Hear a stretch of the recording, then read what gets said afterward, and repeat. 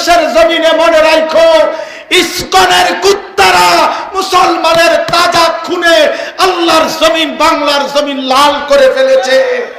মুসলমানের অ্যাডভোকেটকে জবাই করে হত্যা করেছে। অতএব আমরা যদি আল্লাহকে সেজদা না দেই, এই জমিনের প্রতিশোধ যদি আমরা না নেই যুবক, তাহলে আল্লাহ নারাজ হবে, আল্লাহ নারাজ হবে, আল্লাহ নারাজ হবে। আমরা ইসকনের এই উগ্র সন্ত্রাসী কুত্তাদের উপযুক্ত বিচার আমরা চাই, আমরা প্রমাণ করতে চাই। স্লোগান দাও, স্লোগান দাও, ইসলামকে নিষিদ্ধ করতেই হবে। এই জমিন ইমানদারের জমিন, এই জমিন কালেমার জমিন। ইসলামের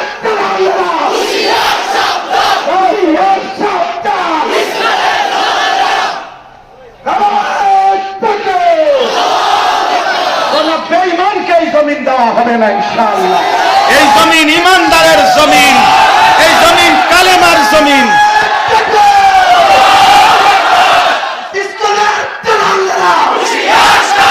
দাও স্লোগান।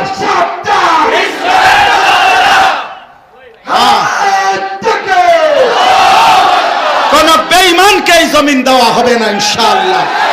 ইসকনের উগ্র হিন্দু সন্ত্রাসীরা পার্শ্ববর্তী ভারত, তুমি যদি মনে করো তুমি এদেশ দখল করবা, ভুল করেছ। 550 বছর এই হিন্দুস্তান মুসলমানরাই শাসন করেছে। অতএব আমাদের রক্ত যাবে, আমার সন্তানের রক্ত যাবে, বিনিময়ে কালেমার পতাকা উড়বে ইনশাআল্লাহ। এদেশ ইসকনের না, এদেশ মুসলমানের। এদেশ হিন্দুদের না, এদেশ মুসলমানের।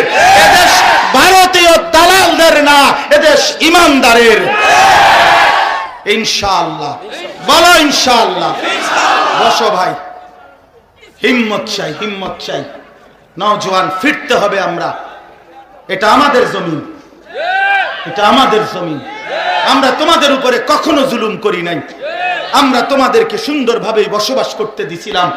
কিন্তু ইসকনের এই উগ্র সন্ত্রাসী গুন্ডারা একজন চলচ্চিত্র দিনের আলোতে একজন অ্যাডভোকেট সাইফুল ইসলাম আলিফকে জবাই করে শহীদ করে দিয়েছে। তার 2.5 বছরের একটা বাচ্চা আছে। এই বাচ্চা বাপ ডাকবে কাকে?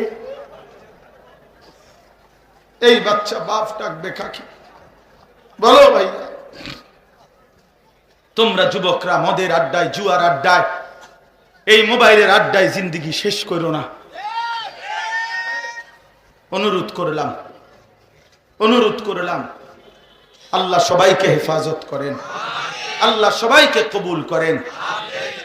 অর্থাৎ দুনিয়া নিয়া, দুনিয়ার অর্থ, দুনিয়ার সম্পদ, দুনিয়ার সন্তানাদি, বংশধর।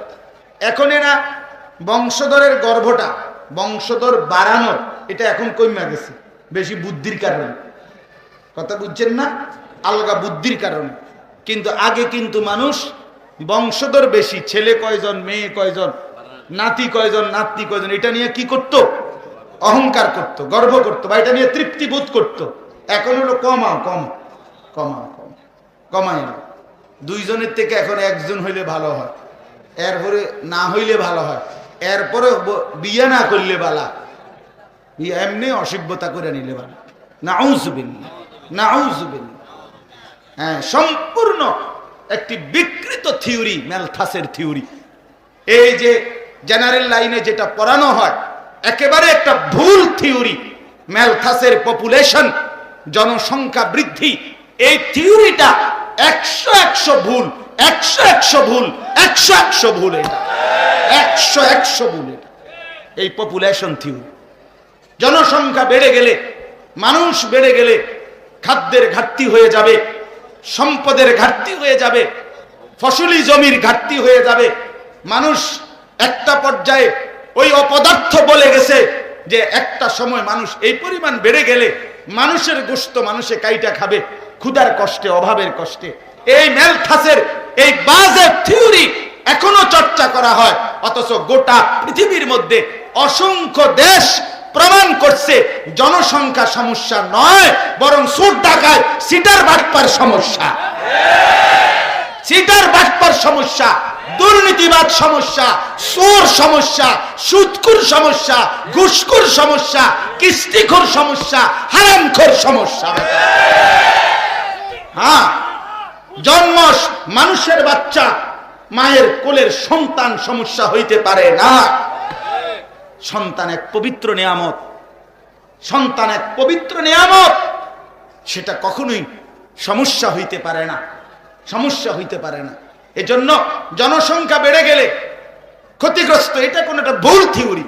বরং বর্তমানে ম্যান পাওয়ার, এখন বলে জনশক্তি, অর্থাৎ মানুষ যত বাড়বে কোন দেশের তো তত শক্তি বাড়বে তাদের, ম্যান পাওয়ার হয় এখন জনশক্তি। এটা ইউরোপের বহু দেশ, আপনারা এত সময় আমার নাই, ইউরোপের অসংখ্য দেশ আপনারা জিজ্ঞাসা করলে শুনবেন, ইউরোপের বহু দেশে তাদের মূল জনগোষ্ঠীর চাইতে অভিবাসী অর্থাৎ ফরেনার, মানে বাহিরের থেকে গেছে, এটা বেশি। এটা নিয়ে প্রতিনিয়ত হেরা মিটিং ফিটিং করে যে মূল লোক তো কম, অসংখ্য দেশে উৎসাহিত করতেছে, বর্তমানে প্রণোদনা দিচ্ছে, আলাদা অতিরিক্ত বরাদ্দ দিচ্ছে যে বাচ্চা আরো বাড়াও, বাচ্চা বাড়াও। হ্যাঁ হ্যাঁ, বরাদ্দ দিচ্ছে, কমে গেছে, কমে গেছে। অর্থাৎ শেষ পর্যন্ত ইসলামের থিওরির কাছে ফিরে আসতে হয়েছে। নবী সাল্লাল্লাহু আলাইহি সাল্লাম বলছেন, তাজাওয়াজুল ওয়াদুদ আল ওয়ালুদ ফাইন্নী মুফাখিরু বিকুমুল উমাম ইয়াউমাল কিয়ামা। যে নারী অধিক সন্তান জন্ম দিতে অভ্যস্ত, তোমরা এমন নারীদেরকে, যে নারী সৃষ্টিগতভাবে এমন নারী খুব ভালোবাসার মতো মানুষ হয়, প্রিয়তমা হয়, আদরের হয়, অত্যন্ত মহব্বতের হয়, নবীজি বলেন এমন নারীকেই তোমরা বিবাহ করো। কিভাবে বুঝবা? ওই ফ্যামিলির ওই মেয়ের মা, চাচি, ওই মেয়ের ফুফি, ওদের সন্তানাদি দেখলেই আন্দাজ করবা যে এই বংশের বাচ্চাদের হালাত কেমন হয়। ফাইন্নী মুফাখিরু বিকুমুল উমাম ইয়াউমাল কিয়ামা, আমি অধিক উম্মত নিয়ে হাসরের ময়দানে আমি রাসূল গর্ব করব যে আমার উম্মতের সংখ্যা বেশি। চাঁদপুর জেলা কচুয়া উপজেলাধীন ঐতিহ্যবাহী দ্বীনি মার্কাজ বাগে ইব্রাহিমি জামিয়া ইসলামিয়া আহমদিয়া কচুয়া মাদ্রাসার 2 দিন ব্যাপী বার্ষিক ওয়াজ মাহফিলের আজকের এই প্রথম দিনে আল্লাহ তাআলা আমাদেরকে আসবার বসবার, আল্লাহর জন্যই জমা হওয়ার তৌফিক দান করেছেন। এই জন্য আমরা সকলেই বলি আলহামদুলিল্লাহ। ফায়াত্তাবিউনা আহসানা, সর্বোত্তম কথা মানে কোরআন সুন্নাহ অনুসরণ করে। আল্লাহ বলেন, নবী আপনি তাদেরকে জান্নাতের সুসংবাদ দিয়ে দেন। উলাইকাল্লাযীনা হাদাহুমুল্লাহ, আল্লাহ তাদেরকে হেদায়েত দিয়ে দিয়েছেন। আল্লাহ বলতেছেন উলাইকা হুমুল মুফলিহুন, এবং এরাই কামিয়াব সফল জান্নাতি। এজন্য আল্লাহর কথা মনোযোগ দিয়ে শুনতে হবে। আনা আখতারতুকা ফাসতামি' লিমা ইউহা, কোরআন শরীফে আছে সূরা তাহার মধ্যে মুসা আলাইহিস সালামকে আল্লাহ তাআলা ওই তুর পাহাড়ে প্রথম যেদিন কথা বলতেছেন তুর পাহাড়ে, তো সেদিন আল্লাহ প্রথম বলছেন আনা আখতারতুকা, আমি তোমাকে বাছাই করেছি, তোমাকে আমি নির্বাচিত করেছি, পছন্দ করেছি। অতএব ফাসতামি' লিমা ইউহা, এখন তোমার উপরে আমি আল্লাহর পক্ষ থেকে যেই ওয়াহি আসবে সেটা মনোযোগ দিয়ে শোনো। ফাসতামি', আমার কথা মনোযোগ দিয়ে শোনো। তাইলে ইস্তেমা অর্থ হলো কান লাগাইয়া শোনা, মনোযোগ দিয়ে শোনা। এজন্য বাপ এটা জরুরি, শুধু আমার বয়ান। আলহামদুলিল্লাহ 2 দিন ব্যাপী মাহফিল, এখানে বহু বুজুর্গ উলামায়ে কেরাম বয়ান করবেন আমি জানি। এটা ঐতিহ্যবাহী মাদ্রাসা, প্রাচীন মাদ্রাসা। গত বছর আমার মনে আছে যে মসজিদে বয়ান করছি বৃষ্টির কারণে। তো আলহামদুলিল্লাহ, জন্য আপনাদের অনুরোধ, আমার কোন ব্যক্তির জনপ্রিয়তায় বয়ান না শোনা, আল্লাহর জন্য শোনা, নিজের পরিবর্তনের জন্য, আল্লাহর কোরআনকে সম্মান করে, শ্রদ্ধা করে, ভালোবেসে। কার সুর ভালো, কার টান ভালো, কার আওয়াজ ভালো, কার চিৎকার ভালো, কার হুঙ্কার ভালো, এটা কোনো মূল বিষয় না বাপ।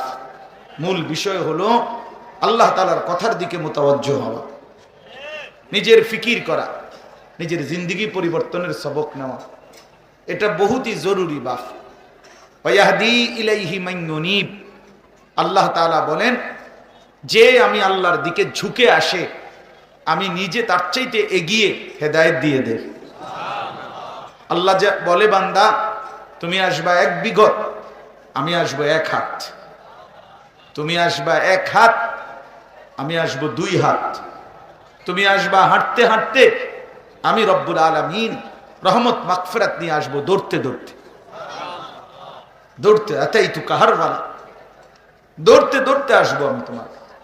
এই জন্য বান্দা যখন আল্লাহর দিকে ঝুঁকে তো আল্লাহ তাআলা ভীষণ খুশি হয়। বান্দা যখন আল্লাহর দিকে ফিরে, আল্লাহর দিকে তওবা করে ফিরে আসে তো আল্লাহ তাআলা অত্যন্ত খুশি হয়। হাদিসের মধ্যে আছে, প্রিয় নবী সাল্লাল্লাহু আলাইহি ওয়াসাল্লাম বলেন, লাল্লাহু আশাদ্দু ফারাহান বিতাওবাতি আবদিহি, আল্লাহ তাআলা সবচেয়ে বেশি খুশি হয় বান্দা যখন আল্লাহর দিকে তওবা করে ফিরে আসে। ফিরে আসে, 7 আসমান আল্লাহ সাজিয়ে দেয়, জান্নাত সাজিয়ে দেয়। ফেরেশতারা আসমান সাজাইয়া, জান্নাত সাজাইয়া আল্লাহ পাককে জিজ্ঞেস করে, রব্বুল আলামিন আসমান কেন সাজাইলেন, জান্নাত কেন সাজাইলেন? তো রব্বুল আলামিন বলে, আসলাহাল আবদু মাওলাহু, আজ এক গোলাম তার মনিবের সাথে সম্পর্ক ঠিক করে ফেলছে। আমার এক মনিব বহুদিন যাবত, আমার এক গোলাম আমার থেকে দূরে সরে গেছে। সে অনেক দিন হয় আমার সেজদা করে নাই, অনেক দিন হয় আমার গোলামি করে নাই। ভাইয়া বুট খাইয়ে নেই, এই ফালতু কাজের জন্য এটা প্যান্ডেল বানানো হয়নি। পিছনের দিকে তাকায় না, আপনারাই বলছি, আরেক দিকে তাকান কেন? এটা বুট খাওয়ার জন্য এত বড় প্যান্ডেল বানানো হয় নাই। এটা গাফেল, এতটুকু দিমাগ তো থাকা উচিত। খামখেয়ালির এক জিন্দেগি, আল্লাহর দেওয়া রিজিকের 1 ফোঁটা ফিক্কা মাইরা খাইতে নাই, এটা আদব নয়। হোক সেটা বুট, বুট কি আল্লাহর দেওয়া রিজিক না? বাদাম এটা কি আল্লাহ তাআলার দেওয়া রিজিক না? আপনি এটা ইটা মারলেন, এটা তো ইটা আনা মারলেন, ফিক্কা মারলেন, ছুঁড়ে মারলেন। রাসূলুল্লাহ সাল্লাল্লাহু আলাইহি সাল্লাম যখন খাবার খেতেন তো তিনি মাথা ঝুঁকে পিঠ সোজা রেখে জুতা বিহীন 2 হাঁটু উঠাইয়া নবীজি খাইতেন বিনয়ের সাথে এবং বলতেন, আকুলু কামা ইয়াকুলুল আবদ, এক গোলাম তার মনিবের সামনে যেভাবে খায় আমি মুহাম্মদ আমার মালিকের সামনে এভাবে খাই। রাগ হয়েও না বাপ, আল্লাহ তোমার বরকত দান করে।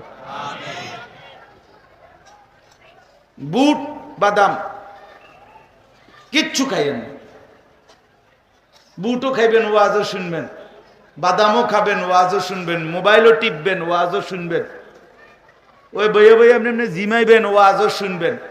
এটা মজার বিষয় বলি, এটা আমাদের সব ওলামায়ে কেরাম জানে, নতিজা আরজালের তাবে হয়, ফলাফল নিকৃষ্টতার অনুপাতে হয়। ভালো এবং মন্দ দুইটা মিশলে একসাথে মন্দটা আসে রেজাল্ট। সহজ উদাহরণ আমি বুঝাই তাহলে বুঝবেন। একটা পানির ট্যাঙ্কি 500 লিটারের, এই পানির ট্যাঙ্কিটার মধ্যে 499 লিটার পানি দিছে মোটর দিয়া, পবিত্র পানি, ফ্রেশ পানি, আর 1 লিটার শুধু পেশাব দিছে, এই মিডলে হয়েছে 500 লিটার।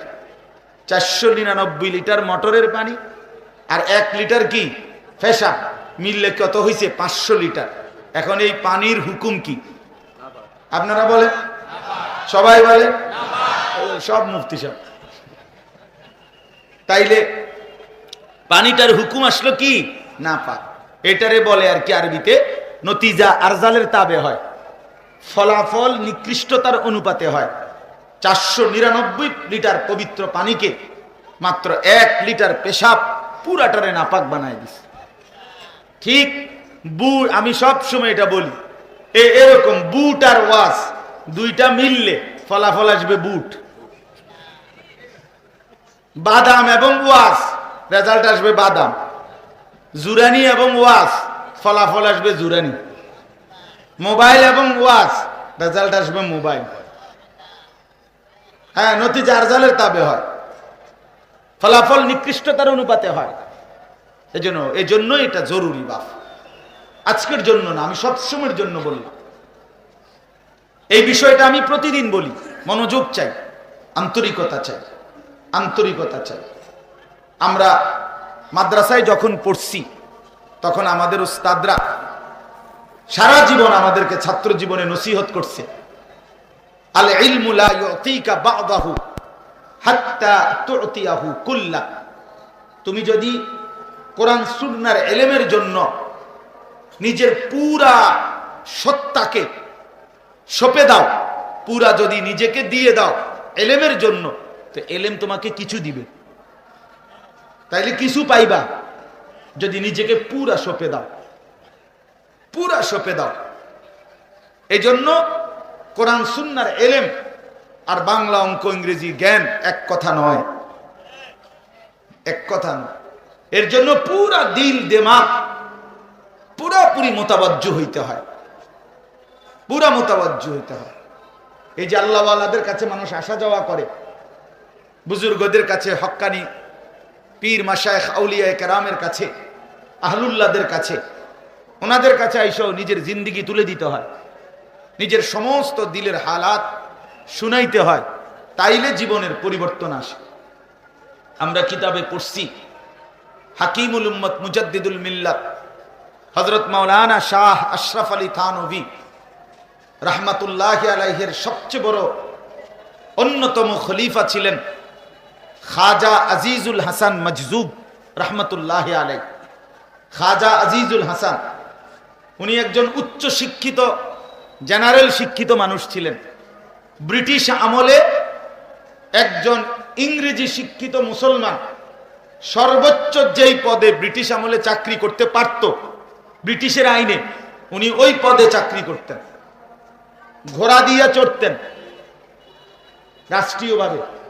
এই মহান ব্যক্তি, এত উচ্চ পদস্থ কর্মকর্তা, ব্রিটিশের আমলে সরকারি উচ্চ পদস্থ চাকরিজীবী ছিলেন। একদিন সব ছেড়ে দিয়ে হাকিমুল উম্মত থানভী রাহমাতুল্লাহর কদমের কাছে আইসা উনার হাতের উপরে হাত রাখা বায়াত হইছে। তো হযরত জিজ্ঞেস করছে থানভী রাহমাতুল্লাহ আলাইহি যে আপনি আমার কাছে কেন বায়াত হচ্ছেন, কেন বায়াত হচ্ছেন? তখন তিনি বলছিলেন, নিহি কুছ और ख्वाहिश आपके दर पे मैं लाया हो, मिटा दीजिए मैं मिटने ही को आया हो। হযরত, দুনিয়ার কোনো আশা আকাঙ্ক্ষা নিয়ে আমি আপনার কাছে আসি নাই, এসেছি শুধু এক উদ্দেশ্যে, আপনি আমাকে মিটিয়ে দেন, আমি যেন নিজেকে ভুলে যাই, আমি যেন আল্লাহকে পেয়ে যাই। मैं मिटने ही को आया हो, আমি নিজেকে মিটিয়ে দেওয়ার জন্য এসেছি, আমি নিজেকে সঁপে দেওয়ার জন্য এসেছি, বিনিময়ে আল্লাহকে পেতে চাই। এরপরে হাকিমুল উম্মত থানভী রাহমাতুল্লাহর সোহবতে লম্বা সময় তিনি জিন্দেগি কাটাইছেন, মেহনত করছেন, মুজাহাদা করছেন, তাজকিয়ার মেহনত করছেন, আধ্যাত্মিকতার সাধনা করছেন। একদিন এরকম ভরা মজলিসে হাকিমুল উম্মত থানভী রাহমাতুল্লাহ এবার ওনারে জিজ্ঞাসা করছে, আজিজুল হাসান, এখন আপনার দিলের কি হালাত? যেই উদ্দেশ্যে আসছিলেন সেটা কদ্দুর অর্জন হইল, এখন বলেন। তিনি বললেন, হযরত, তো সেটাও বলি, এখনকার হালাত। তো খাজা আজিজুল হাসান তখন বলছেন যে এখন আমার আল্লাহকে বলতে মন চায়, হর তামান্না দিল সে রুখসত হো গই, আব তো আজা আব তো খলওয়াত হো গই। এই মাওলা, দুনিয়ার সব স্বপ্ন, আশা, আকাঙ্ক্ষা সব কিছু জীবন থেকে চলে গেছে, দিল থেকে। এখন দিল আমার বড় খালি, শুধুই আপনার অপেক্ষা করছে, আপনাকেই শুধু পেতে চায়। আব তো আজা আব তো খলওয়াত হো গই, অথবা এক তামান্না আব ভি বাকি রহ গই, আব তো আজা আব তো খলওয়াত হো গই। সব তামান্না চলে গেছে, সব আকাঙ্ক্ষা চলে গেছে, একটা আকাঙ্ক্ষাই রয়ে গেছে, সেটা হলো আপনি আমার দিলে আসেন, আপনি আমার দিলে আসেন, আল্লাহকে বলছেন। এই জন্য প্রিয় ভাই আমার, বাপ আমার, আমি বলতে চাচ্ছিলাম প্রথম কথা এটা, মনোযোগ চাই, আন্তরিকতা। ওলামায়ে কেরামের চোখের দিকে তাকাইয়া বয়ান শুনবেন, আল্লাহ ওয়ালাদের চোখের দিকে তাকাইয়া বয়ান শুনবেন, আহলুল্লাহদের চোখের দিকে তাকাইয়া শুনবেন। দিন হোতা হে বুজুর্গোं की नजर से पैदा। যুগে যুগে আল্লাহ পাকের প্রিয় বান্দারা বলছে মানুষের জিন্দেগির পরিবর্তন, মানুষের মধ্যে দিন আসে আল্লাহ ওয়ালাদের নজরের বরকত। কিসের বরকতে? চোখের সাংঘাতিক পাওয়া, চোখের সাংঘাতিক পাওয়া। চোখের দৃষ্টি জিন্দেগি তোলপার করে ফেলে, জীবন তোলবার করে ফেলে। এক সাহাবী কাবা ঘরের পাশে, ইসলাম ধর্ম তখন গ্রহণ করে নাই, নবীজি তাওয়াফ করতেছেন, ধারালো ছুরি নিয়ে কোমরে নবীজিকে বুকে ছুরি মারবে, ঘাই দিবে, এই নিয়তে দাঁড়ায় ছিলেন। তখনও মুসলমান হন নাই। নবীজি তাওয়াফ শেষ করে হাজরে আসওয়াদের সামনে দাঁড়িয়ে ওই ব্যক্তির দিকে তাকাইয়া চোখের নজর দিয়ে বললেন, তুমি কি কিছু বলতে চাচ্ছ আমাকে? আল্লাহর নবীর চেহারা মোবারক পড়ার সাথে সাথে তার ভিতরটার সাথে সাথে বদলে গেছে। তিনি বলছে, হায় মুহাম্মদ, এই কিছুক্ষণ আগ পর্যন্ত তুমি ছিলা আমার কাছে আবগাজুন নাসে ইলাইয়া, সবচেয়ে অপছন্দের ব্যক্তি ছিলা তুমি। এই মুহূর্তে কি হলো বুঝলাম না, তুমি হয়ে গেলা আহাব্বুন নাসে ইলাইয়া, আমার সবচেয়ে প্রিয় মানুষ তুমি। হ্যাঁ, এজন্য আল্লামা ইকবাল রাহমাতুল্লাহ আলাইহি তিনি বলছিলেন নবীজির প্রশংসায়, নবীজিকে মহব্বত করে বহু শের আছে ওনার, এর মধ্যে দুইটা লাইন এটাও। তিনি বলছিলেন, হে আল্লাহর রাসূল সাল্লাল্লাহু আলাইহি সাল্লাম, আপনি আপনার সাহাবীদেরকে কেমন পরিবর্তন করলেন?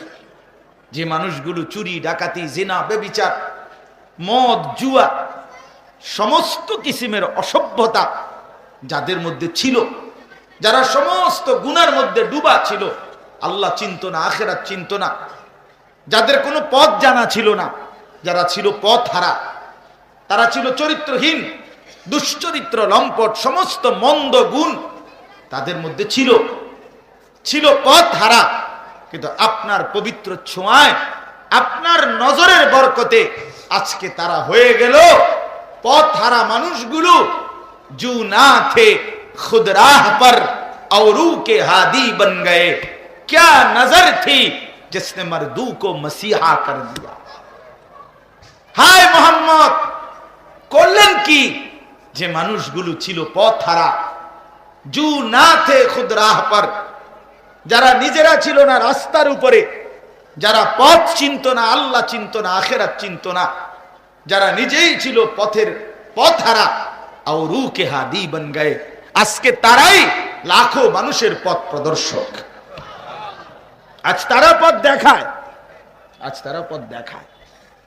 क्या नजर थी, এই শব্দ এটা বলার জন্য বলছি, क्या नजर थी, কি ছিল আপনার নজর? করলেনটা কি? কেমনে কি করলেন? কি উমরে কি বানায় ফেললেন? হায় হায়, কারে কি বানায় ফেললেন? কামটা করলেন কি? কি চোখের পাওয়ার দিলেন, কি নজর দিলেন?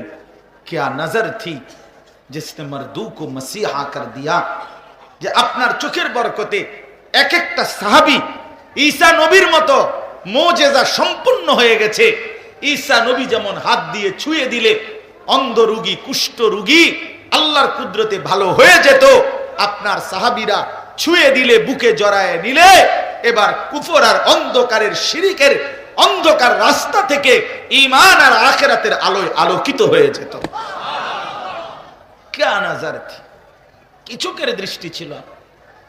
মেরে মোহতারাম, আমার বাপ, আমার ভাই, আমার বন্ধু, এ বহুত বড় নিয়ামত।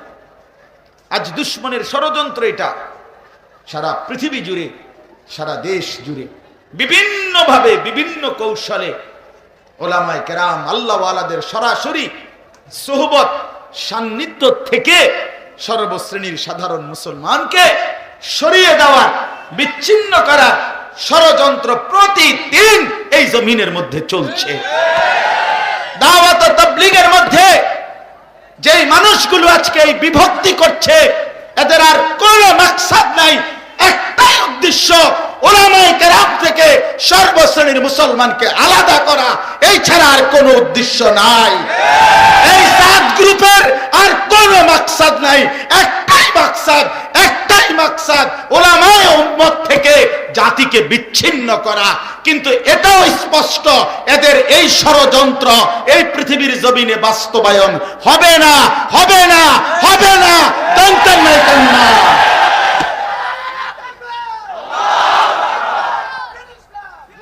হবে না, হবে না, হবে না, হবে না।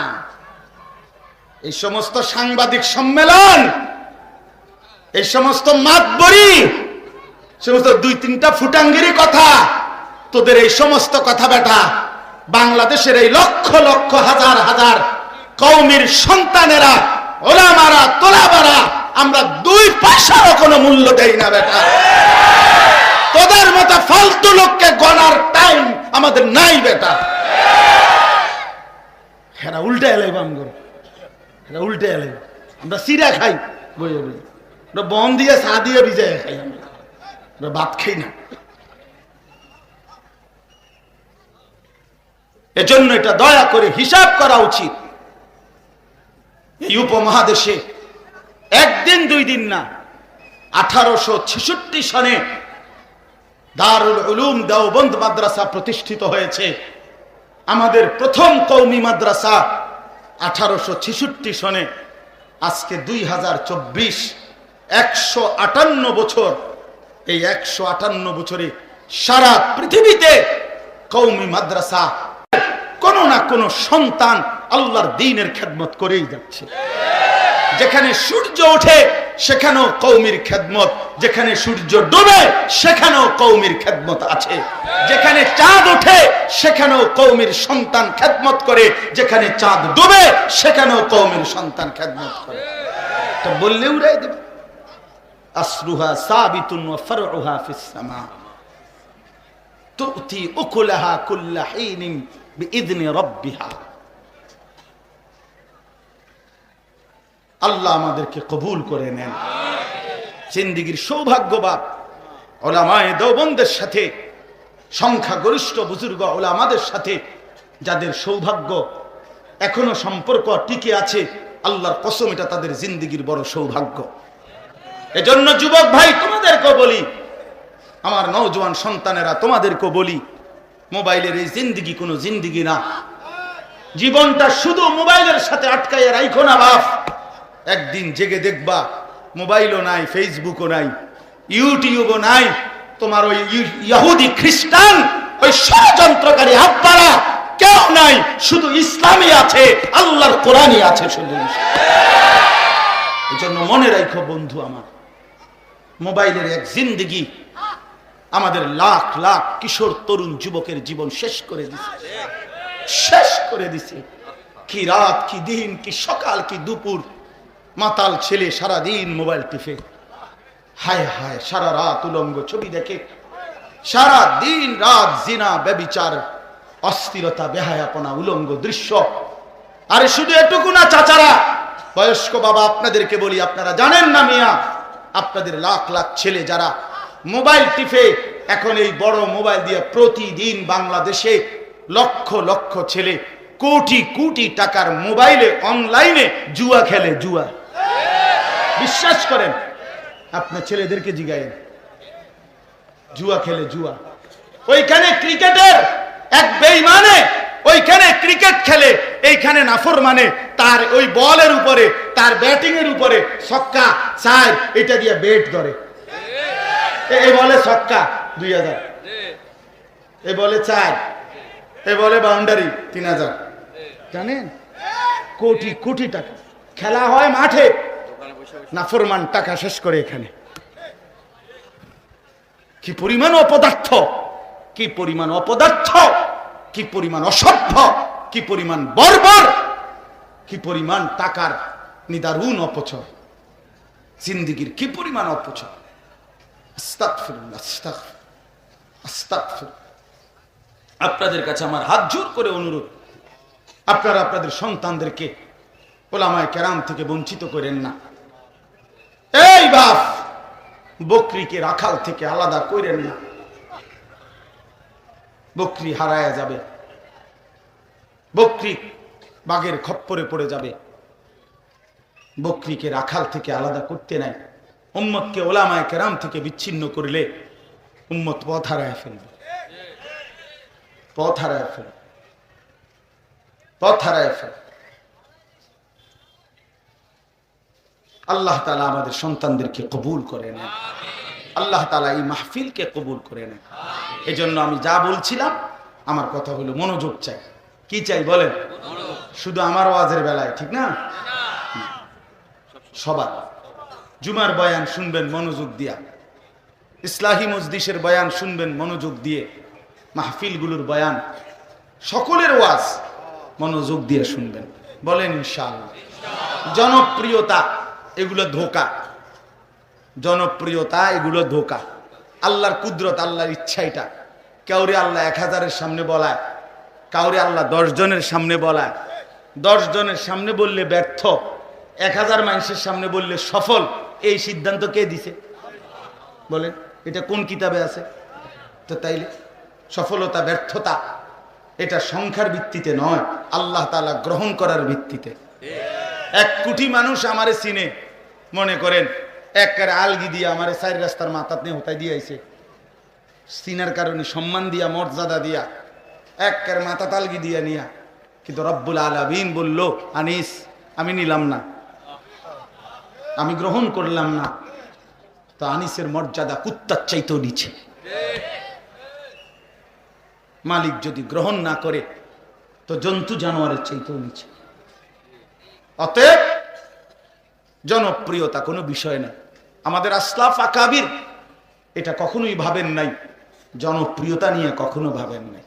পৃথিবীতে বহু আল্লাহর ওলিদের নাম মানুষ জানে, আবার হাজারো লাখো কোটি আল্লাহর ওলিদের নাম কেউ জানে না। কথা বলেন না কেন? অসংখ্য নবী রাসূলদের নাম পৃথিবীর কেউ জানে না, কোনো কিতাবে নাই। কোরআন শরীফে মাত্র 25 জন নবীর নাম আছে। কয়জন? তাহলে নবী রাসূল তো মোট 25 জন, তো বাকিদের নাম কই? তো কি এরা ব্যর্থ? বাকিরা ব্যর্থ? পৃথিবীর কোন কিতাবে 10,000 সাহাবীর নাম একসাথে নাই, কোথাও নাই। 5,000 সাহাবীর নাম কোথাও নাই, একসাথে নাই। সর্বোচ্চ 313 জন বদরি সাহাবীর নাম একসাথে আছে। হ্যাঁ, তো তাই বাকি যে বিদায় হজ্জের মাঠে নবীজি সাল্লাল্লাহু আলাইহি সাল্লাম 1,20,000 চাইতে বেশি সাহাবীর সামনে বক্তব্য দিলেন, তো এই সাহাবীদের নাম যে নাই, তো কি ওনারা ব্যর্থ?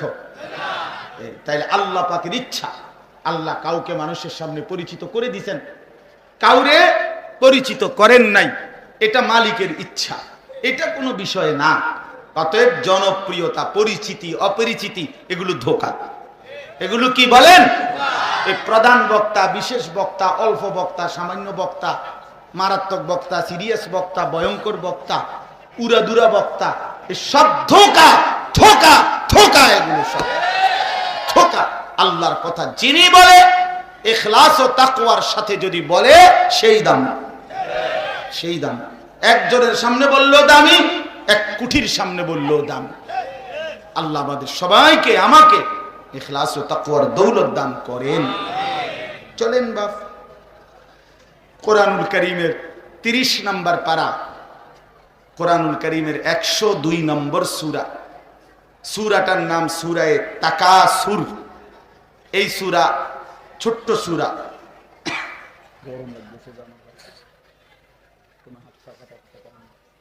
ছোট ছাত্র দিয়ে আস্তে আস্তে হালকা। তো এই আত-তাকাসুর সূরাটার নাম। সূরাটার মধ্যে 8টা আয়াত, 8, 102 নম্বর সূরা, 30 নম্বর পারা। এই 8টি আয়াত বিশিষ্ট এই ছোট্ট সূরাটা আপনাদের সামনে আমি তরজমা শুনাইতে চাই। আল্লাহ তাআলা আমাদেরকে তৌফিক দান করেন। নামাজের জন্য অস্থির হওয়ার কোনো দরকার নেই। ইনশাআল্লাহ এখানে সিদ্ধান্ত করা আছে নামাজ কখন হবে, এবং আমরা সবাই ইনশাআল্লাহ জামাতের সাথেই নামাজ পড়বো ইনশাআল্লাহ। ঠিক আছে? কোনো পেরেশানির দরকার আছে কিনা? ইনশাআল্লাহ। সূরাটার নাম হলো সূরায়ে তাকাসুর। এই সূরার একটা গুরুত্বপূর্ণ ফজিলত হলো, এই ছোট্ট সূরাটি 8টা আয়াত, নবী সাল্লাল্লাহু আলাইহি সাল্লাম বলছেন, যে ব্যক্তি এই সূরাটি একবার তেলাওয়াত করবে তো আল্লাহ তাআলা তাকে 1000 আয়াত তেলাওয়াত করার সওয়াব দান করবে। এজন্য তাফসিরে মাআরিফুল কোরআনের মধ্যে এই কথা আছে। তো এই সূরাটা তেলাওয়াত করার চেষ্টা করবেন। এবার আসেন এই সূরার মূল বক্তব্য কি। এই সূরার মূল বক্তব্য হলো, আগে ছোট্ট শানে নুজুল শুনেন তাইলেই বুঝবেন। রাসূলুল্লাহ সাল্লাল্লাহু আলাইহি সাল্লামের জামানায় মক্কার কুরাইশ গোত্রের 2টা শাখা, মানে মেইন তো গোত্রের নাম, বংশের নাম হলো কুরাইশ বংশ, তো তাদের মধ্যে আবার ছোট ছোট শাখা আছে। যে আমরা বাপ চাচা তো 4 জন মনে করেন আমার, তো কিন্তু এরাও তো আবার চাচারা 3 জন, আমার আব্বা 1 জন। তো এখন তাদের ফ্যামিলি বড় হয়ে যাওয়াতে চাচার ঘর আলাদা পরিচিতি আছে, বাবার বাড়ি আলাদা ঘর পরিচিতি আছে, এরকম আলাদা আলাদা। আবার আমরা একই বংশের, যদিও এখন বংশ সংসার বড় হয়ে যাওয়াতে আলগা আলগা কি আছে, পরিচিতি আছে। তো মূল বংশ তো হইল কুরাইশ। এই কুরাইশের আবার ছোট ছোট শাখা গোত্র ছিল, শাখা বংশ ছিল। তার মধ্যে একটা হলো অত্যন্ত গুরুত্বপূর্ণ, আব্দে মানাফ বংশের নাম, বনি আব্দে মানাফ এটা। আরেকটা হলো বনু সাহাম, সাহাম গোত্র, কুরাইশেরই 2টা শাখা। তো এরা প্রায় সময় নিজেদের মধ্যে বিভিন্ন বিষয় নিয়ে কুরাইশ গোত্র গর্ব অহংকার করত। কার ক্ষমতা কদ্দুর, কার প্রভাব প্রতিপত্তি কদ্দুর, কার অর্থ সম্পদ বাড়ি গাড়ি, মনে করেন এগুলো দুনিয়াবি এই সম্পদ, প্রাচুর্য, সন্তান, বংশধর, নাতি নাতনি, অর্থ সম্পদ, শক্তি, সাহস, বীরত্ব, এগুলো কার কদ্দুর বেশি, এই নিয়ে নিজেদের মধ্যে বিতর্ক করত। তো একবার এই বনু আব্দে মানাফ এবং বনু সাহাম, এই 2 গোত্রের মধ্যে এই নিয়ে তুমুল প্রতিযোগিতা। এরাও যুক্তি দিতেছে, আমার চাচা এই, যেটা এই স্বাস্থ্য ভাই, এই আমাদের এতটা বাড়ি, এতটা গাড়ি, তরবারি, তীর, বর্ষা, বল্লম, আমরা অমুক যুদ্ধে আমাদের এতজন জীবন দিছে, এভাবে বীরত্ব দেখাইছে, ইত্যাদি ইত্যাদি বলতেছে, উড়ে এলাইতেছে বলিয়া। এরাও পাল্টা হেদের বংশের লোকদেরকে তাদের অংশের বলতেছে। বলতে বলতে প্রত্যেকেই চেষ্টা করতেছে তাকাসুর বাড়াবার জন্য, মানে কে কত বেশি বাড়াইতে পারে, কইতে পারে। অনেকক্ষণ বলতে বলতে একটা পর্যায়ে এসে দেখা গেছে যে বনু আব্দে মানাফ, যেটা ওদের পাল্লা ভারী, মানে ওদের লোক টোক মিলাইয়া যা হিসাব দিছে এগো বেশি, আর এরা একটু নাইমা গেছে নিচে। নামতে এরা যখন বুঝছে বনু সাহাম যে এরা হেরে যাইতেছে এই অহংকারে, তখন তারা তৎক্ষণাৎ বলছে, বেটা কথা দিয়ে কও, এখন চলো কবরস্থানে আসো, কবরস্থানে আসো বেটা, কবরস্থানে আমরা যে কবরবাসীগুলো গত 20, 50, 100 বছরে মারা গেছে, এবার তাগো বাহাদুরি শোনো, মরলে কি হইছে বুঝেন নাই। এইবার কবরবাসী কবরস্থানের হিসাব দিয়া এবার তারা চেষ্টা করতেছিল যে নিজেদের বড়ত্ব, নিজেদের অহংকার বুঝাবার জন্য। এই বিতর্কর মধ্যে এরকম অহরহ গোত্রে গোত্রে বিবাদ হইত, অর্থাৎ দুনিয়া নিয়া, দুনিয়ার অর্থ, দুনিয়ার সম্পদ, দুনিয়ার সন্তানাদি, বংশধর। এখন এরা বংশধরের গর্ভটা, বংশধর বাড়ানোর, এটা এখন কমে গেছে বেশি বুদ্ধির কারণে, কথা বুঝছেন না, আলগা বুদ্ধির কারণে। কিন্তু আগে কিন্তু মানুষ বংশধর বেশি, ছেলে কয়জন, মেয়ে কয়জন, নাতি কয়জন, নাতনি কয়জন, এটা নিয়ে কি করত, অহংকার করত, গর্ব করত, বা এটা নিয়ে তৃপ্তি বোধ করত। এখন হলো কমাও, কমাই, 2 জনের থেকে এখন 1 জন হইলে ভালো হয়, এরপরে না হইলে ভালো হয়, এরপরে বিয়ে না করলে বালা, বিয়ে এমনি অসভ্যতা করে নিলে বালা। নাউযুবিল্লাহ, নাউযুবিল্লাহ। হ্যাঁ, সম্পূর্ণ একটি বিকৃত থিওরি, ম্যালথাসের থিওরি। এই যে জেনারেল লাইনে যেটা পড়ানো হয়, একেবারে একটা ভুল থিওরি। ম্যালথাসের পপুলেশন, জনসংখ্যা বৃদ্ধি, এই থিওরিটা 100 ভুল, 100 ভুল, 100 ভুল এটা। 100 বুলেট। এই পপুলেশন থিওরি। জনসংখ্যা বেড়ে গেলে, মানুষ বেড়ে গেলে খাদ্যের ঘাটতি হয়ে যাবে, সম্পদের ঘাটতি হয়ে যাবে, ফসলি জমির ঘাটতি হয়ে যাবে। মানুষ একটা পর্যায়ে ওই অপদার্থ বলে গেছে যে একটা সময় মানুষ এই পরিমাণ বেড়ে গেলে মানুষের গোশত মানুষে কাইটা খাবে ক্ষুধার কষ্টে, অভাবের কষ্টে। এই ম্যালথাসের এই বাজে থিওরি এখনো চর্চা করা হয়, অথচ গোটা পৃথিবীর মধ্যে অসংখ্য দেশ প্রমাণ করছে জনসংখ্যা সমস্যা নয়, বরং সুদ ডাকায় সিটার বাটপার সমস্যা। সিটার বাটপার সমস্যা, দুর্নীতিবাদ সমস্যা, চোর সমস্যা, সুদখোর সমস্যা, ঘুষখোর সমস্যা, কিস্তিখোর সমস্যা, হারামখোর সমস্যা।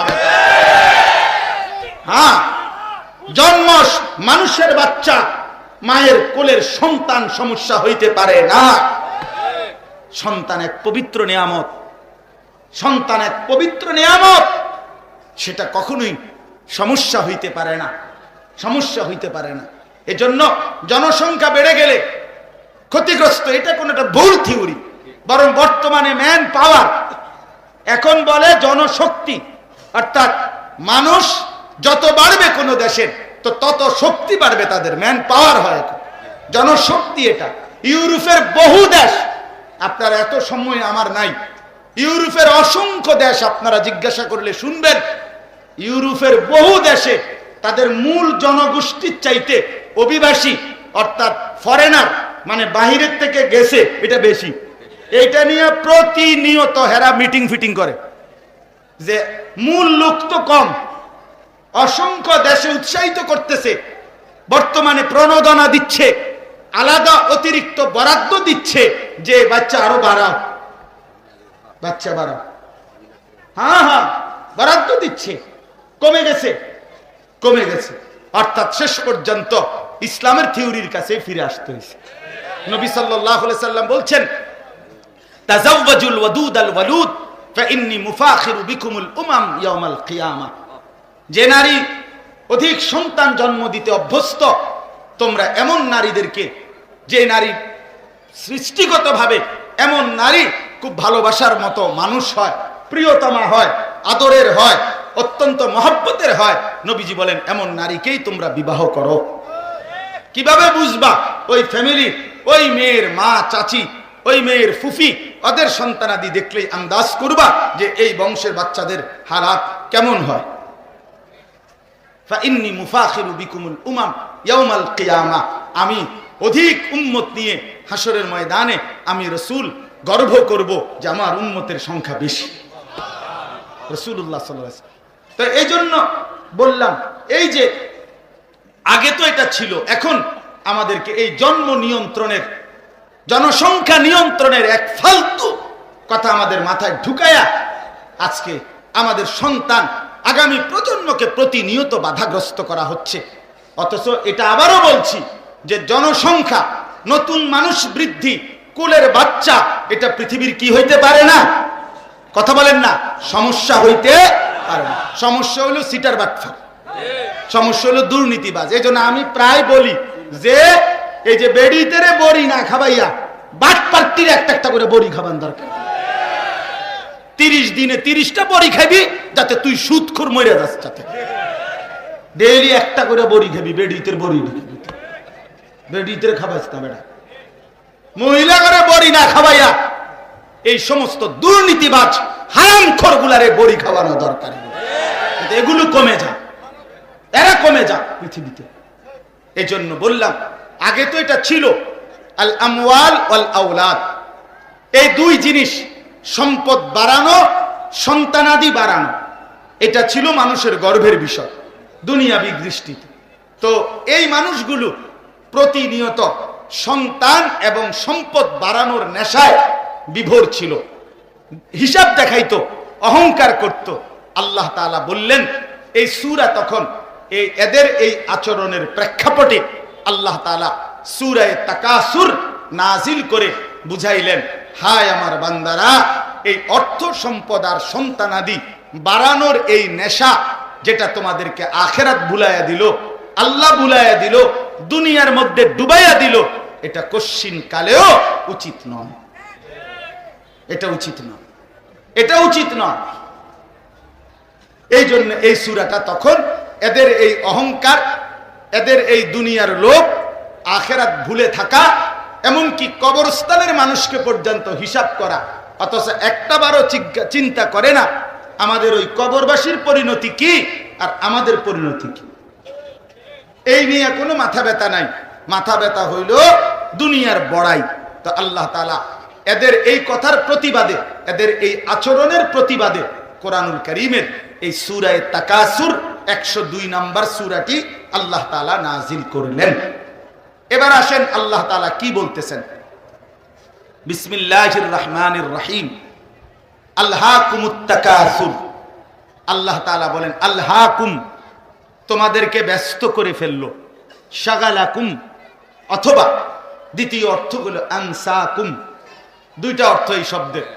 এক হলো তোমাদেরকে দুনিয়া বাড়ানোর নেশা ব্যস্ত করে ফেললো, অথবা আনসাকুম আল আখিরা, তোমাদেরকে আখিরাত ভুলায়া দিল তোমাদের দুনিয়ার এই বাড়ানোর নেশা।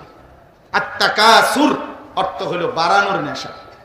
কি বাড়ান? অর্থ বাড়াও, সম্পদ বাড়াও, সন্তান বাড়াও, দুনিয়া আরো বাড়াও, আরো বাড়ি, আরো গাড়ি, আরো সম্পদ, আরো প্রাচুর্য, 3 তালা, 4 তালা, 6 তালা, আরো জমি, আরো ফসল, আরো ক্ষেত, আরো অর্থ, আরো সম্পদ।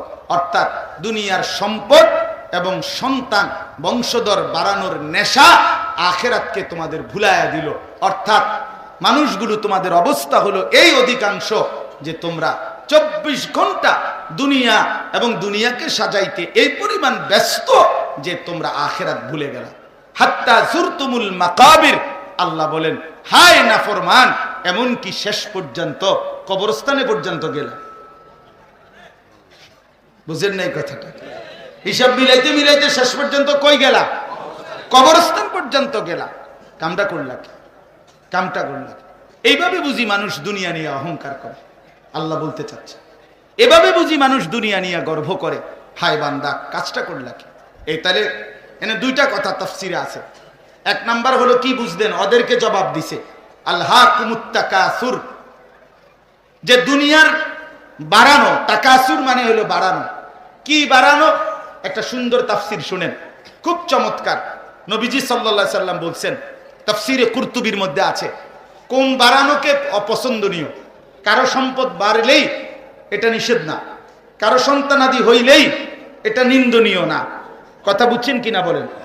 হ্যাঁ, অর্থাৎ কারো টাকা আছে বলেই এটা নিষেধ না, কারো সন্তান আছে বলেই এটা নিন্দনীয় না। তাহলে কোন বাড়ানো নিন্দনীয়? নবীজি সাল্লাল্লাহু আলাইহি সাল্লাম এটার ব্যাখ্যা দিয়েছেন। হযরত আব্দুল্লাহ ইবনে আব্বাস থেকে বর্ণিত, তিনি বলেন ক্বারা রাসূলুল্লাহ সাল্লাল্লাহু আলাইহি সাল্লাম আলহাকুমুত তাকাসুর। নবীজি এই আয়াতটা পড়লেন, পড়ে ব্যাখ্যা দিচ্ছেন আত-তাকাসুর এই শব্দের, যে নবীজি বলেন তিন জিনিস যার মধ্যে সে মূলত এই দুনিয়ার এই অবৈধ নিষিদ্ধ বাড়ানোর প্রতিযোগিতায় ব্যস্ত, যেটা আল্লাহ চাচ্ছে না, যেটা আখিরাত ভুলায়া দেয়, যেটা কবর ভুলায়া দেয়, যেটা মৃত্যু পরবর্তী জিন্দেগি ভুলায়া দেয়। কি সেটা? এক নাম্বার জামউহা মিন গায়রি হাক্কিহা। এক নাম্বার হলো দুনিয়ার সম্পদ এইভাবে অর্জন করা যেটা আমার হক না, যেটা আমার জায়েজ না, যেটা আমার জন্য বৈধ না, যেটা আমার জন্য হালাল না, সেইটাও জমানোর জন্য পাগল পারা হয়ে যাওয়া। এটা হারাম, এটা সুদ, এটা ঘুষ, এটা কিস্তি, এটা অবৈধ, অথচ সে পাগল এটা বাড়ানোর জন্য অস্থির। ওজনে কম দিয়া, ঠকাইয়া, বাটপারি কইরা 3 নম্বর মাল রে 1 নম্বর বলিয়া, 3টা কমলা ফসা দিয়া ডজন বেচা, 100 গ্রাম কম দিয়া 1 কেজি গোস্ত বেচা, যে যেমনে পারে, যে যেভাবে পারে, কেউ এইরকম ঠকাইয়া, প্রতারণা করে, বাটপারি করে অবৈধভাবে যে সম্পদ উপার্জন করে বাড়াইতে চাচ্ছে, আল্লাহর নবী সাল্লাল্লাহু আলাইহি সাল্লাম বলেন এটা সম্পূর্ণ অবৈধ নেশা। 2 মানউহা ফি হাক্কিহা, অর্থাৎ যেটা তার দায়িত্ব ছিল, যেমন যাকাত, ফিতরা, সাদাকা, হজ, আল্লাহর রাস্তায় দান সাদাকা, এটা তার জিম্মাদারি ছিল, অথচ সেটা দিচ্ছে না। যাকাত আদায় করে না, সাদাকা দেয় না, ফিতরা দেয় না, হজ ফরজ অথচ হজ করে না, কোরবানি ওয়াজিব অথচ কোরবানি করে না। এরকম মানুষ নাই? কথা বলেন না কেন? যাকাত দেয় না কয় পার্সেন্ট? কথা বলেন না। শতকরা 95%, 97% যাকাতই দেয় না। যাকাত তো দেয়ও না, যাকাতের মাসআলাটাও শুনতে চায় না, জিজ্ঞাসাও করে না। এই 30 বছরে 50 বছরে এই ডাকাত কোনোদিন জিজ্ঞাসাও না, হুজুর রে হুজুর যাকাত কেমনে আসে, আমার এই সম্পত্তি আছে, আমার উপরে যাকাত ওয়াজিব ফরজ কিনা কদ্দুর হিসাব কইরা বলে দেন। কেবল ফু দেন হুজুর, ফু ফু হানি থু দেন, তাবিজ দেন, তাবিজটার সাথে ঝুলাইয়া রাখলে শুধু ডাইরেক্ট আমার দোকানে লাভ পড়ে, এমনি বাইয়া বাইয়া এমন তাবিজ আছে, তাবিজ দেন, শুধু তাবিজ, শুধু হু, এই নিয়ে ব্যস্ত, এই নিয়ে ব্যস্ত। তো আল্লাহর নবী সাল্লাল্লাহু আলাইহি সাল্লাম বলেন, শরীয়ত কর্তৃক নির্ধারিত যে হক সেটা যে আদায় করে না, সে অবৈধ সম্পদ, অবৈধ দুনিয়া নিয়ে ব্যস্ত। 3 নাম্বার, ওয়াশাদ্দুহা ফিল আওয়াইয়া, সব কিছু ব্যাগে ভরা, সব কিছু ব্যাগে ভরতেছে, মানে বস্তা জমাইতেছে, সব কিছু হালাল হারাম জায়েজ না জায়েজ সব কিছু শুধু বস্তা ভরতেছে, জমাইতেছে জমাইতেছে জমাইতেছে, আরো চাই আরো চাই আরো চাই আরো চাই। নবী সাল্লাল্লাহু আলাইহি সাল্লাম বলেন, এই নেশা এটা তাকে আখিরাত ভুলায় দেয়, কবর ভুলায় দেয়, আল্লাহর গোলামি ভুলায় দেয়। এটা অপছন্দনীয়, নিন্দনীয়, নিষিদ্ধ। কথা বুঝছেন? তাইলে এবার কি বুঝলেন?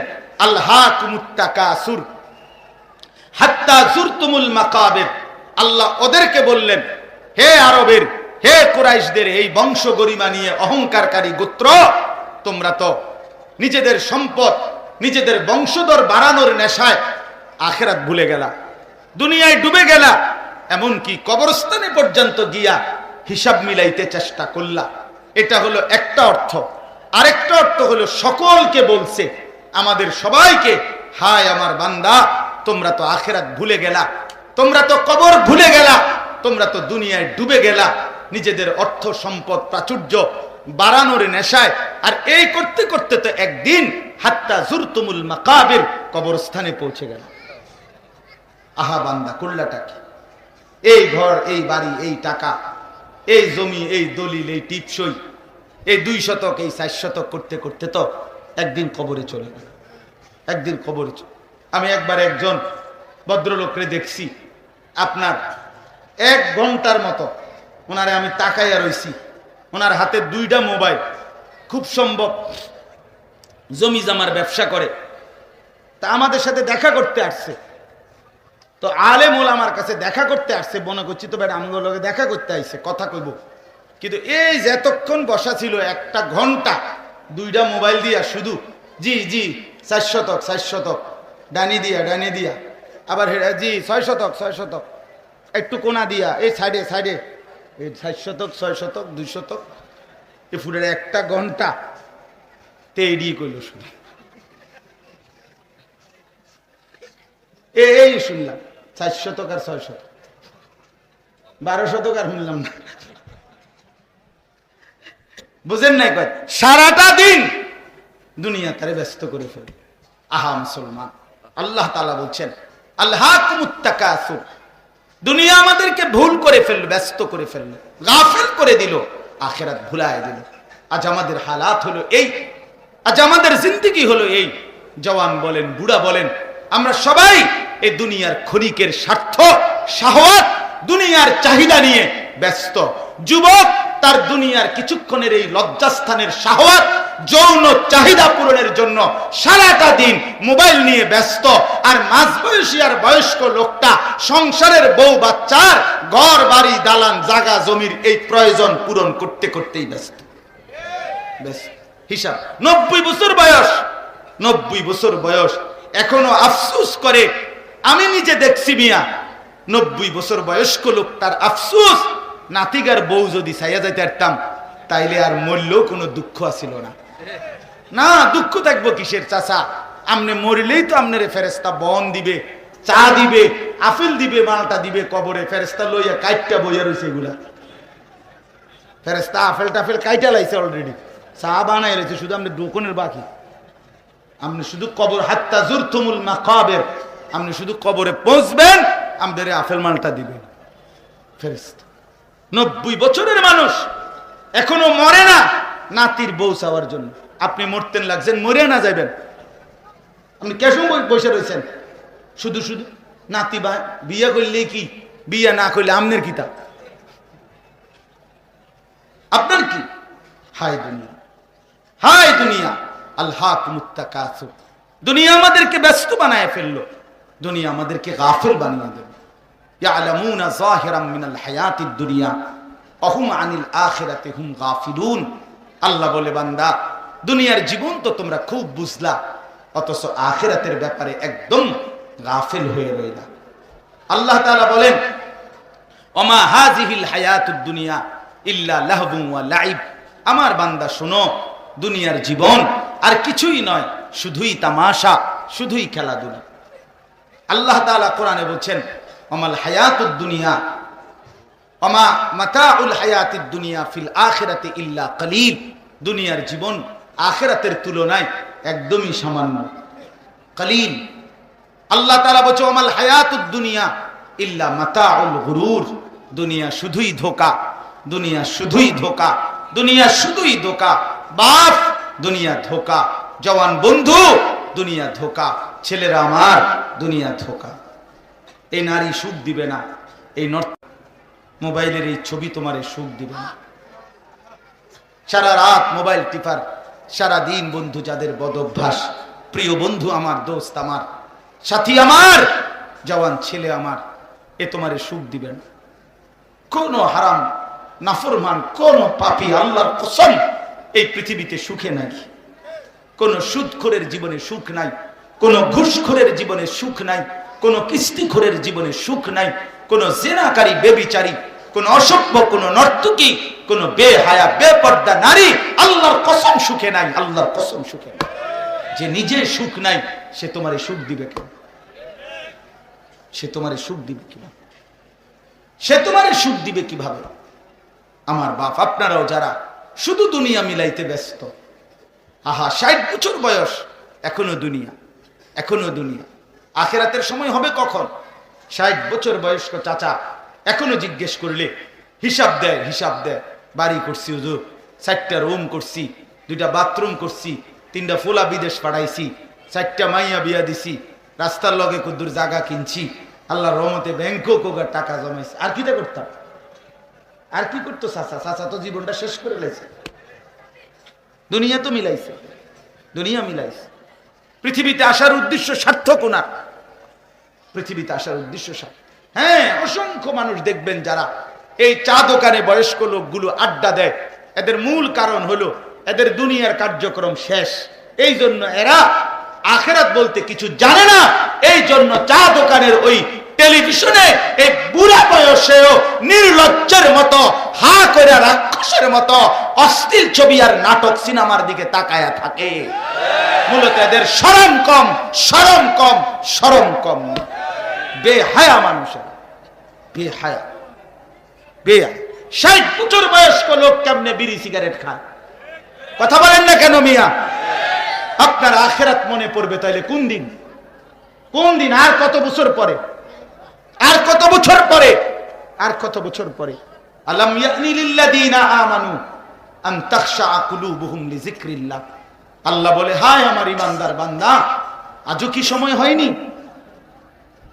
আমি আল্লাহর ভয়ে তোমার দিল নরম হওয়ার সময় আজও হয়নি? আলাম ইয়ানি, এই বান্দা, আজও সময় হয়নি?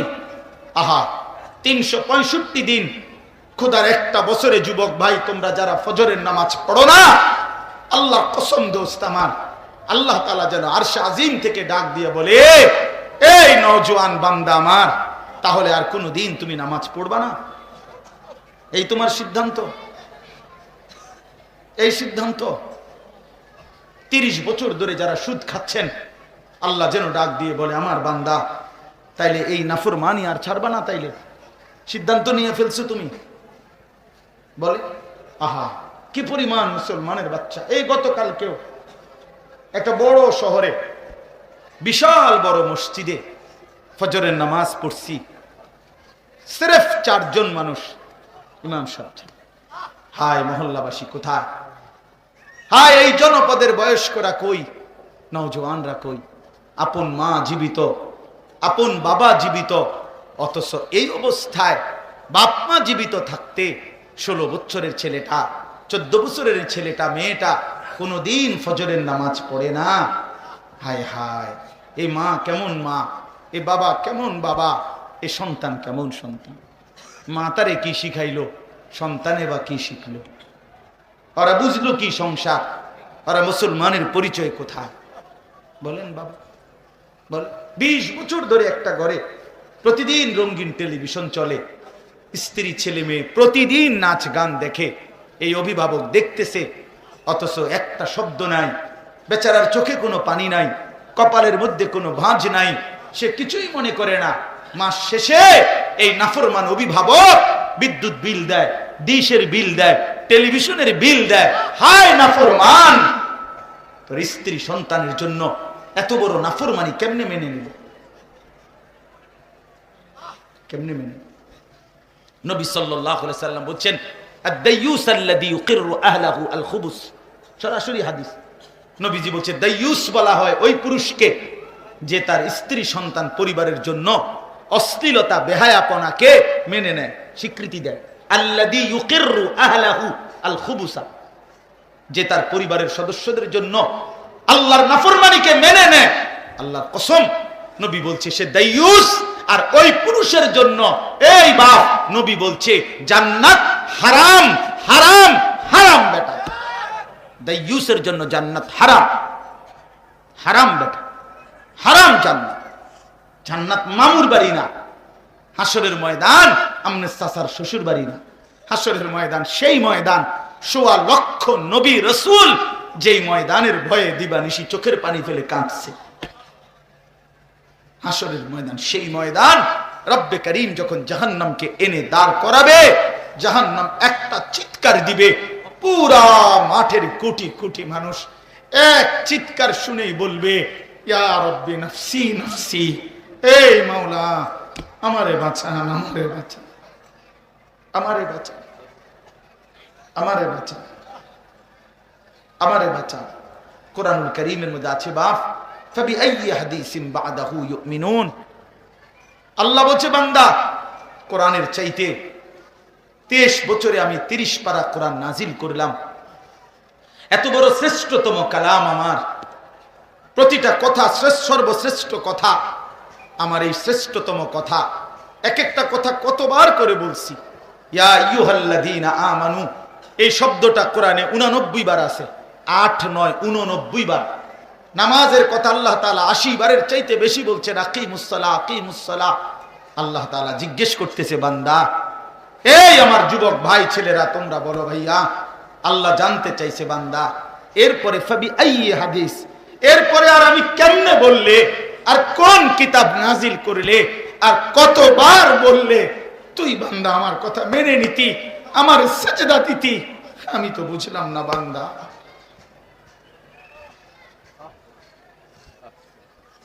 প্রিয় বন্ধু আমার, হাসরের ময়দানে নবী সাল্লাল্লাহু আলাইহি সাল্লাম উম্মতের আমলনামা দেখবে বাপ, দেখবে আমলনামা। দেখে যখন দেখবে পৃষ্ঠার পর পৃষ্ঠা, ফজরের নামাজ নাই, 5 ওয়াক্ত নামাজ নাই, 30 বছর মিথ্যা বলছে, 50 বছর ওজনে কম দিছে, সারাটা জিন্দেগি সুদের লেনদেন করছে, কিস্তির লেনদেন করছে, 30 বছর তার বিবি বেপর্দা, প্রতিদিন তার ঘরের মধ্যে রঙিন টেলিভিশন চলছে। আল্লাহর কসম নবী বলবে উম্মত, আমার উম্মত তুই জানো আমি 23টা বছর উম্মত তোর জন্য কেঁদেছিলাম। আমি এশার পরে দাঁড়াইছি কাঁদতে কাঁদতে মালিকের কাছে আমার উম্মতের জন্য দোয়া চাইছিলাম। ফজরের আজান পর্যন্ত আমি এক দাঁড়ানোতে ছিলাম। হাত্তা তাওয়াররামাত কাদামাহু, আমার 2টা পা ফুলে ফুলে গেছে, ফুলে ফুলে গেছে, এত কাঁদলাম। তায়েফের পাথরের আঘাতে পিঠটা ছিদ্র ছিদ্র হয়ে গেছে রক্তে। ক্ষুধার কষ্টে আমি পেটে পাথর বাঁধছিলাম 2টা, উহুদের দান শহীদ করা রক্তে আমি বেহুশ হয়ে পড়েছিলাম উম্মত। 3টা মাস আমার ঘরের চুলায় আগুন জ্বলে নাই উম্মত। বিনিময়ে তুই আমার সামনে এটা কি আনলি?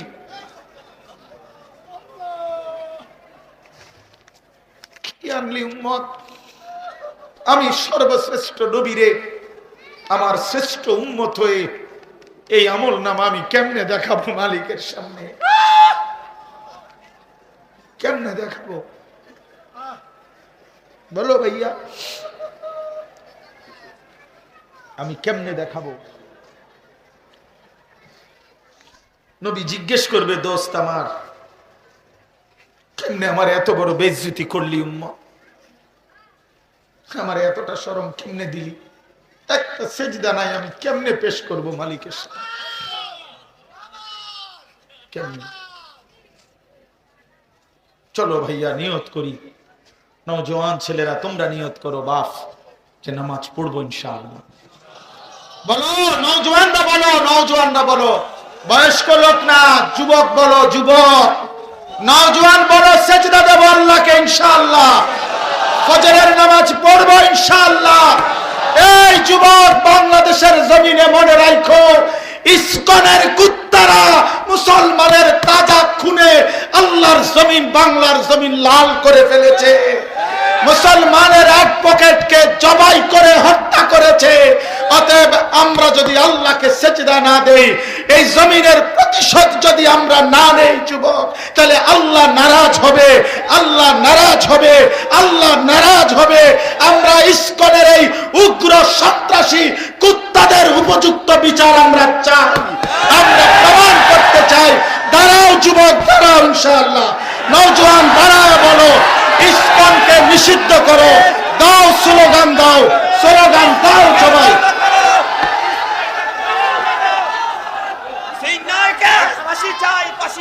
দাও স্লোগান, দাও স্লোগান, দাও। ইসকনকে নিষিদ্ধ করতেই হবে। এই জমিন ইমানদারের জমিন, এই জমিন কালেমার জমিন।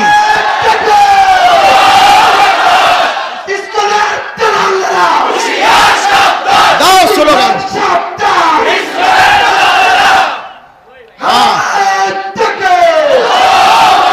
কোন বেঈমানকে এই জমিন দেওয়া হবে না ইনশাআল্লাহ।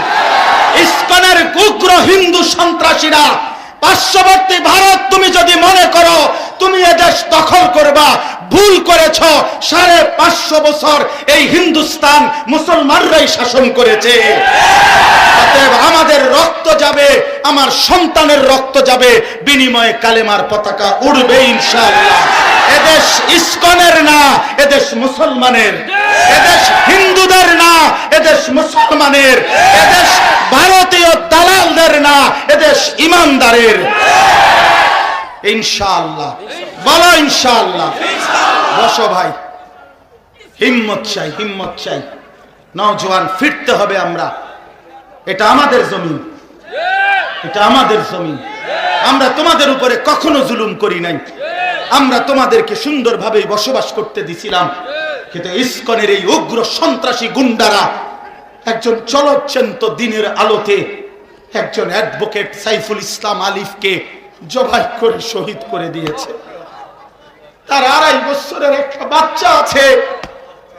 এই বাচ্চা বাপ ডাকবে কাকে? এই বাচ্চা বাপ ডাকবে কাকে? বলো ভাই।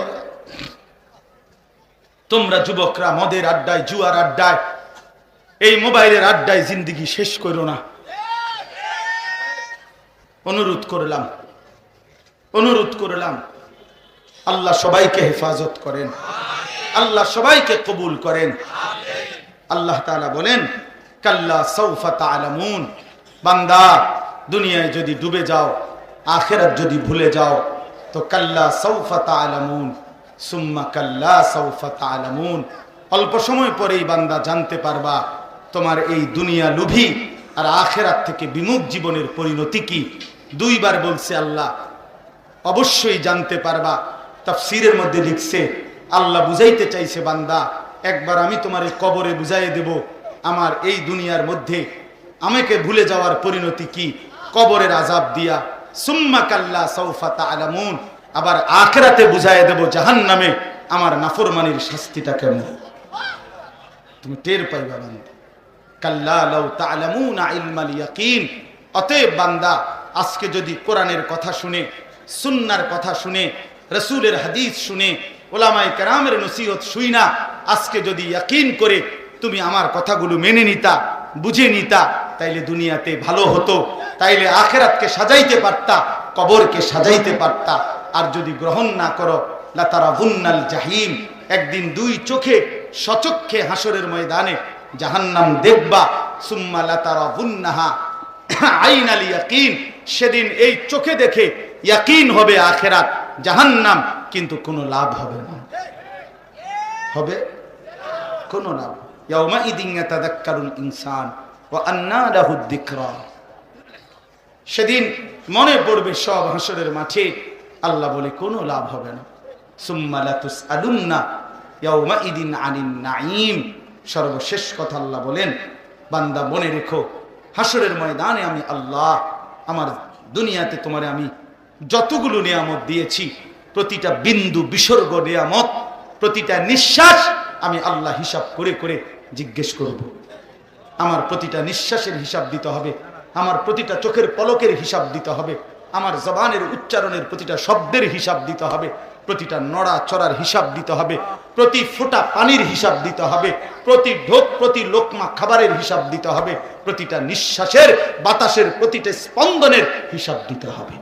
অতএব আল্লাহ তাআলা আমাদের প্রত্যেককে ঈমান আমলের দৌলত দান করেন, দুনিয়া থেকে মুক্ত হয়ে আখিরাতের ফিকির করার তৌফিক দান করেন।